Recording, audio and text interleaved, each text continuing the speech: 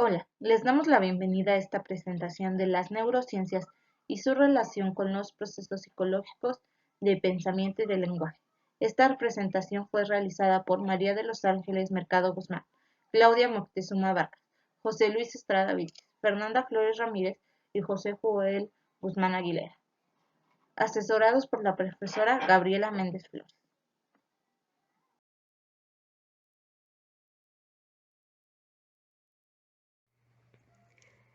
Hola, las zonas cerebrales que se consideran simétricas son las zonas corticales primarias, la zona motora, auditiva, visual y somatosensorial.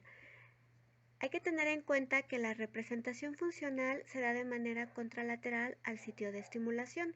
En el área visual primaria tenemos la superficie interna y una pequeña porción de la parte externa del lóbulo occipital. En esta se detectan los puntos luminosos y oscuros específicos, además también las orientaciones de línea y los bordes en la escena visual. En el área auditiva, que se encuentra en la circunvolución temporal superior, ahí se detectan los tonos específicos, la intensidad y otras características del sonido. En el área somatosensorial o bien la sensación somestésica, como puede ser la presión, el tacto, el dolor y la temperatura, se encuentra en el lóbulo temporal y recibe señales de forma directa de los diferentes receptores sensitivos ubicados en el cuerpo. Y bueno, algo muy importante es que puede distinguir los tipos específicos de sensación.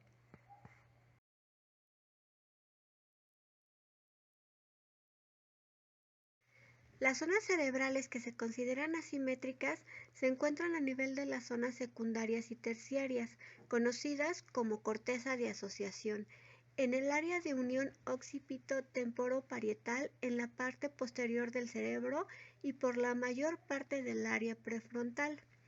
Se consideran asimétricas porque existen diferencias funcionales anatómicas o neuroquímicas entre estas.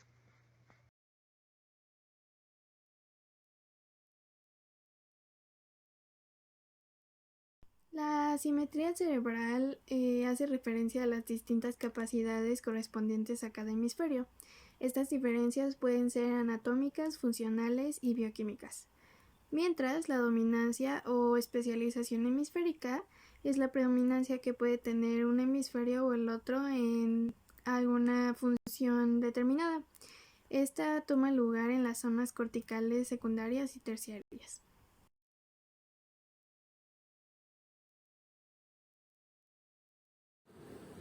El hemisferio derecho. Este hemisferio visualmente se relaciona con lo perceptual, analiza la constancia de la forma de los objetos, se especializa en el reconocimiento y discriminación de rostros no familiares y discrimina fotografías en posición invertida.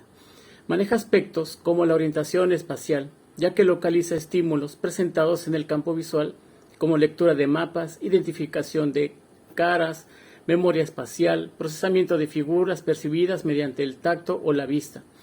Por otra parte, el auditivo es parte esencial para el reconocimiento de la información verbal. Sirve para comprender y producir la prosodía, el reconocimiento de letras individuales, el reconocimiento del todo, así como ayuda en el reconocimiento de voces, de familiares y de melodías.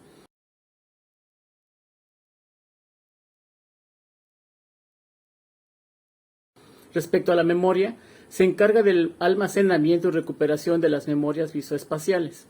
En el lóbulo parietal, la exactitud perceptual para localizar estímulos. En el lóbulo parietal y frontal, la capacidad para visoconstructivas de ensamblaje y de dibujo. En las funciones ejecutivas, se encarga de la memoria de trabajo, de material visual, construcción de objetos y figuras, humor, memoria episódica, conducta y cognición social.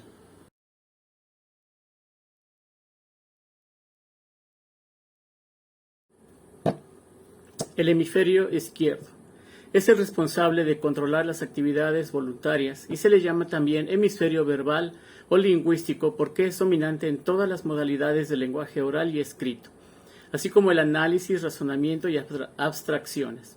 Se encarga de la memoria verbal de los componentes fonológicos y gramaticales.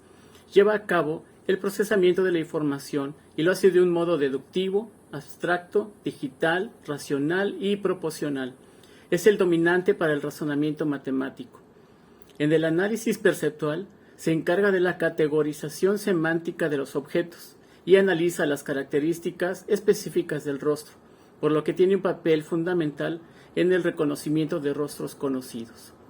En el lóbulo parietal posterior del hemisferio izquierdo están las capacidades táctiles que involucra componentes fonológicos y gramaticales. Se involucra en la capacidad para denominar y señalar partes del cuerpo.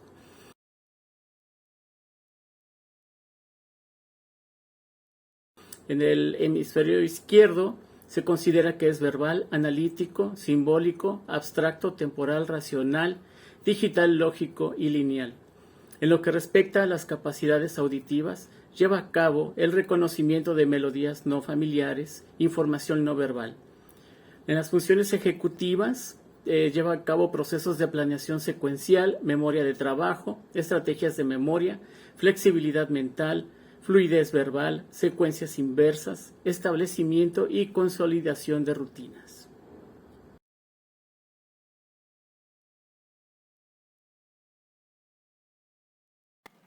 Los trastornos del pensamiento y el lenguaje, en especial el delirio, son pilares de la patología clínica y han sido estudiados desde múltiples áreas y campos de estudio de la psicología y otras disciplinas. Existen aspectos complejos en la separación de los trastornos, ya que la exploración de estos es difícil. El pensamiento no se puede explorar directamente, es decir, no se puede observar a simple vista. Por ello, separar las alteraciones del pensamiento de las del lenguaje es una tarea extremadamente difícil, ya que podemos considerar que el pensamiento configura el lenguaje o es el lenguaje el que determina la forma de pensar, o son cuestiones independientes y completamente distintas. Otros problemas para delimitar estos trastornos son el idioma, factores culturales, las múltiples afecciones patológicas que puede presentar un paciente e incluso la percepción de cada autor que trata de clasificar estos trastornos. No podemos inferir con certeza que el lenguaje normal refleja un pensamiento normal y viceversa, que el lenguaje patológico refleja un pensamiento patológico, por lo que no se tiene un consenso en la definición de estos, cómo son diferentes o semejantes y cómo interactúan entre sí.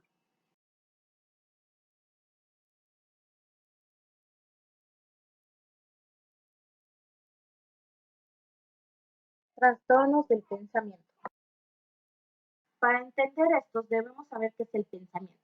Sin embargo, llegar a una definición universalmente aceptada no es tarea fácil, pero podemos definir el pensamiento de acuerdo con Moore como un proceso mental propio del hombre que le permite reflexionar, juzgar, realizar abstracciones y proceder al análisis y síntesis.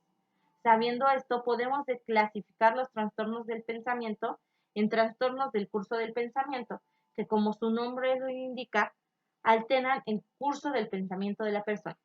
Estos se subdividen en trastornos de la velocidad, como la taquixiquia, braquixiquia, bloqueo del pensamiento, y se dividen en los trastornos de la forma propia dicha, en los que encontramos la disgregación, incoherencia, pensamiento tangencial, entre otros. Un ejemplo de esto es el bloqueo del pensamiento. Un ejemplo del bloqueo del pensamiento es cuando nosotros estamos viendo esta presentación y estamos aprendiendo sobre trastornos del pensamiento. De pronto se presenta un estímulo que nos hace olvidar la presentación y atender otra cosa. Cuando volvemos a la presentación, se nos olvida lo que ya hemos visto en el video. Esto es el bloqueo del pensamiento. Y en las personas que sufren este tipo de trastornos, se presenta de forma espontánea y constante, sin que se le muestre un estímulo externo. Por otra parte, tenemos el trastorno del contenido del pensamiento, donde los pacientes o personas piensan verdaderamente sobre algo, como ideas o creencias, preocupaciones, delirios, entre otras cosas. Aquí encontramos las ideas fijas, sobrevaloradas, obsesiones, fobias, delirios y pensamientos mágicos. Un ejemplo de esto son las personas que presentan ideas fóbicas hacia los insectos, Cuando algún insecto se les acerca, reaccionan de manera exagerada o anormal, ya que consideran que el insecto es una amenaza, es sucio y no se pueden acercar a él. Por consiguiente, reaccionan desmayándose, huyendo del insecto o pueden sentir náuseas o cualquier otra reacción que es anormal para la situación. Por otra parte, tenemos los trastornos de la experiencia del pensamiento. En este tipo de trastornos, el mundo interno del paciente se escapa de su control. El paciente cree que el pensamiento puede ser percibido o manipulado por una tercera persona. Entre estos trastornos encontramos la difusión y divulgación del pensamiento, la imposición del pensamiento, el robo del pensamiento y la lectura del pensamiento. Un ejemplo de esto es la imposición del pensamiento en exjugadores de la NFL que se han retirado. Estos mencionan que tras los traumatismos cráneoencefálicos presentaron una imposición del pensamiento por alguna persona con la que ya no tenían contacto como sus coaches, que les decían que debían de hacerse daño o matarse a ellos mismos y a sus familias. Ahora hablemos de los trastornos del lenguaje.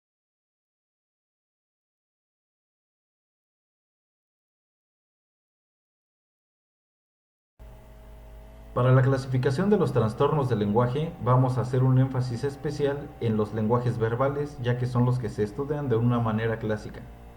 Se dividen en 5 grupos. El primero es el mutismo o la ausencia de lenguaje, de los que derivan como ejemplos el mutismo selectivo, que son actitudes negativas derivadas del estrés, y la sordera, que son defectos sensoriales o enfermedades orgánicas cerebrales.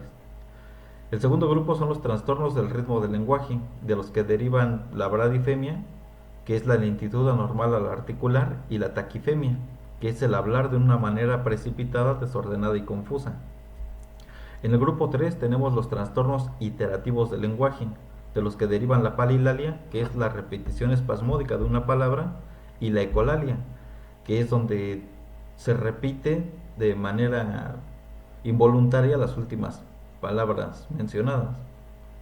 En el número 4 tenemos los trastornos de la significación del lenguaje, de los que deriva la glosomanía, que es una manifestación verbal de hablar y hablar sin significación, y los paralogismos, los cuales confunden el significado de las palabras.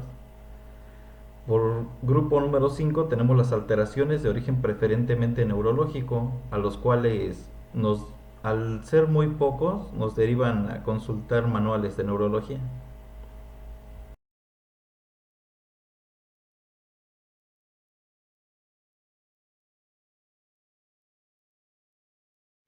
El personaje que decidimos analizar es John Nash, personaje principal de la película Una mente brillante. El diagnóstico principal lo da su médico al inicio de la película y es esquizofrenia paranoide. Derivado de este, Nash desarrolla otros trastornos del pensamiento que están o que tienen que ver con los trastornos del contenido y del curso y trastornos de la velocidad.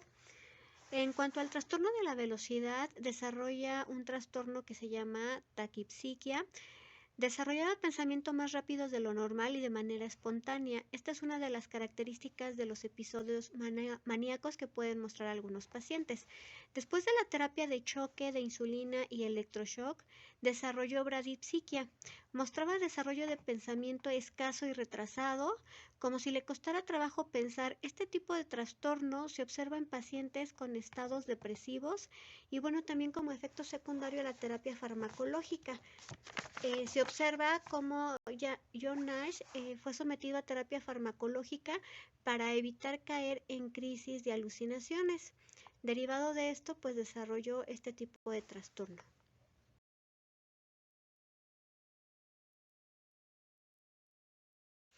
También otro trastorno derivado de su patología principal fue el trastorno del contenido.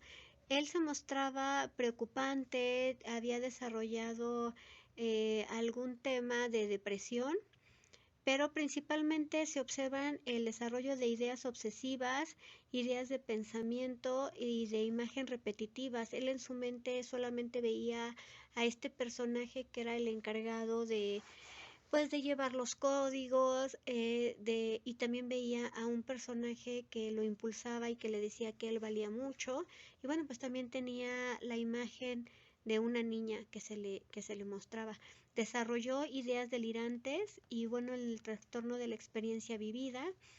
En cuanto a los delirios, mostraba una patología o un trastorno de percepción o interpretación delirante, ya que él quería encontrar a toda costa un contenido en periódicos, en revistas que le ayudaran a desactivar o a encontrar un código para desactivar esa bomba. También desarrolló trastornos de ideas delirantes secundarias como el delirio de persecución. Se observa claramente en la película como en determinado tiempo él pues hasta se esconde, apaga la luz porque creía que a toda costa lo querían matar porque participaba en un grupo de espionaje para desactivar la bomba.